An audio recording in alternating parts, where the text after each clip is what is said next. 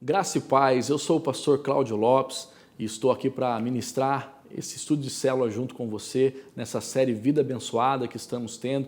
Esse é o segundo estudo da série, onde hoje nós vamos ver onde está o seu tesouro. Mateus 6,21 diz, pois onde estiver o seu tesouro, ali também estará o seu coração. Na Bíblia nós temos mais de 500 versículos referentes à oração, mais ou menos uns 500 versículos também referente à fé, e mais de 2.000 versículos que se referem a dinheiro e a bens. Das parábolas de Jesus, das 38 parábolas, 16 delas, Jesus fala sobre dinheiro. Você vê a importância que a Bíblia dá ao como nós lidamos com o dinheiro e principalmente a forma correta em se lidar com ele. A Bíblia também é bastante clara em mostrar sobre primogenitura em Êxodo 13:2, fala sobre primícias em Êxodo 23:19 e os dízimos em Malaquias 3, de 8 a 10. Muitos questionam que o dízimo foi instituído no Antigo Testamento, na lei mosaica, e que hoje, por vivermos na graça, não deveríamos mais seguir dessa forma. Mas nós pertencemos a um Deus imutável, com princípios imutáveis. Você vai ver na lei de Moisés, quando ele diz para não matar, não roubar, não adulterar, e todos esses mandamentos que são ordenados por Deus na época de Moisés, eles continuam vigentes no dia de hoje. E o mesmo se aplica ao princípio da entrega dos dízimos. Para não ter nenhuma dúvida, e vamos seguir, nós veremos 3 verdades sobre o dízimo. A primeira delas, o dízimo é uma prova de Deus. A palavra traduzida como dízimo na Bíblia, ela se refere ao 10º ou à 10ª parte. E esse número 10, ele tem uma conotação de prova ou teste na palavra de Deus. Quantas pragas aconteceram no Egito para provar o coração do faraó? Quantos mandamentos existem? Quantas vezes Deus provou o coração de Jacó quando ele estava trabalhando para Labão? Quantos dias de provação de Daniel, quando pediu para não comer a comida do rei? E também quantos dias de prova são mencionados no Apocalipse? Para todas essas perguntas, a resposta é 10. E o dízimo, ele representa a prova no coração, no nosso coração. É quando Deus diz em Malaquias 3:10, tragam todo o dízimo ao depósito do templo, para que haja alimento em minha casa. Ponham-me à prova, diz o Senhor dos Exércitos, e vejo se não vou abrir as comportas do céu e derramar sobre vocês tantas bênçãos que não terão onde guardá-las. É uma prova que Deus faz do nosso coração, para que se o nosso coração estar na dependência de Deus, as bênçãos de Deus vão ser derramadas sobre a nossa vida. O dízimo também ele é bíblico. Muito antes de Moisés instituir a lei mosaica, Abraão ele entregou o dízimo ao Melquisedeque, o sacerdote do Deus vivo, rei de Salém, em Gênesis 14:18. Bem como Jacó vivia por entregar também o seu dízimo, dizimar em Gênesis 28, 20 a 22. Então o dízimo ele passa a ser um mandamento de Deus na lei mosaica, que você vai ver a referência em Levítico 27:30 e Deuteronômio 26:21. Mas também ele é enfatizado nos ensinamentos de Jesus. Porque muitas pessoas falavam, por que Jesus não falou, não pregou tanto sobre dízimo? Jesus falou sobre dízimo, a gente vai ver daqui a pouquinho no versículo aqui.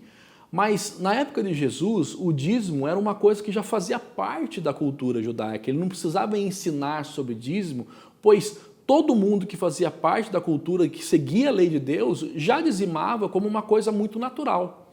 Então ele não precisava ensinar sobre o dízimo. Tanto que ele fala em Mateus 23:23.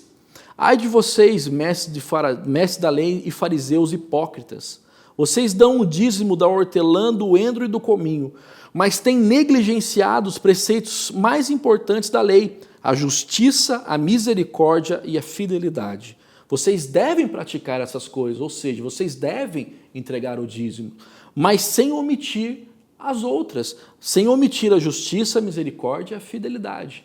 Por isso que Jesus ele fala sobre dízimo, mas eles não precisam ensinar sobre dízimo, ok? E terceiro, o dízimo ele é a chave para as bênçãos de Deus sobre a nossa vida.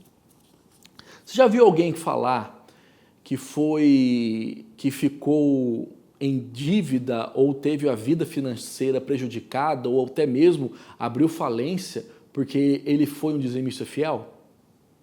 É muito pelo contrário. Quantos testemunhos nós temos de pessoas que, ao serem dizimistas fiéis, ofertantes generosos, primiciadores, têm recebido tantas bênçãos de Deus, como a gente acabou de ler aqui em Malaquias, que a gente não vai ter nem aonde guardar.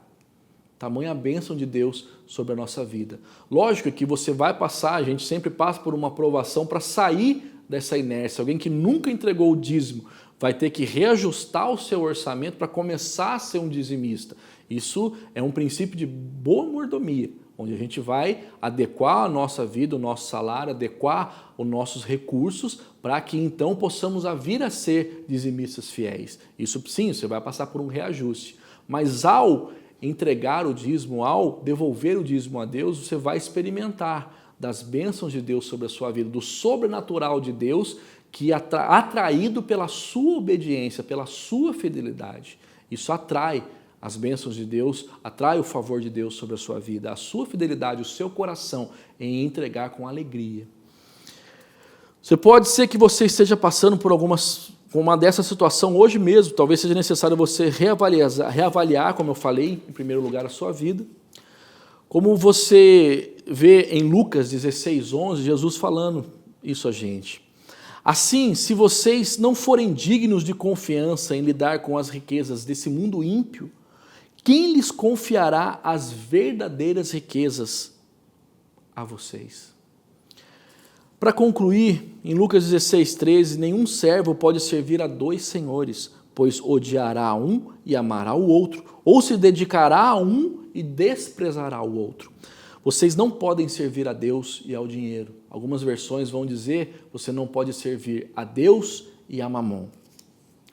Mamon, no que diz o dinheiro, ele diz que o dinheiro é a resposta para todos os problemas. Mas a verdade é que Jesus sim, é a verdadeira resposta a todos os problemas. Jesus é o bem mais precioso que temos em nosso coração. E permanecer nele, e Ele mesmo cuidará de cada um dos detalhes da nossa vida. Ele nos dará assertividade nas decisões e nas escolhas em todos os aspectos da nossa vida. Para reflexão, nossa cultura tem um ditado: tempo é dinheiro. Já ouviu esse ditado? Já ouviu essa expressão? Tempo é dinheiro?